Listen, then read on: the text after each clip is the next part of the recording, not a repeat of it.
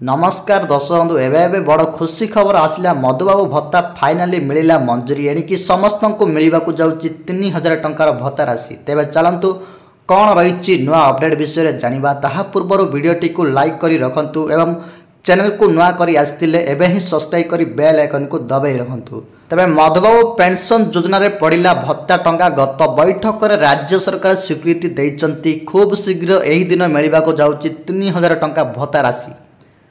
तबे यही विषय संपूर्ण जानापी वीडियो को शेष पर्यंत देखंतु। तबे फ्रेंड्स मधुबाबू पेंशन योजना ने सरकार गुरुत्वपूर्ण खबर देइचंती सोशल सिक्योरिटी एनवायरनमेंट विभाग तरफ। तबे तथ्य अनुसार सरकार अवशेष पेंशन भत्ता राशि को मंजूरी देइचंती। एही अनुसार राज्य में थिबा वृद्ध विधवा विकलांग विशेष वर्ग माने 3000 टंका भत्ता पाइबे। पूर्वर पेंशन भोगी माने जहाँ दाबी आंदोलन करथिले किंतु ता होई पारि नथिला संपूर्ण, किंतु वर्तमान आउ लेट करबनी सरकार खूब शीघ्र 10 तारीख भितर आपण मानकु मिल जिवो मधुबाबू पेंशन योजनार 3000 टंका भत्ता राशि।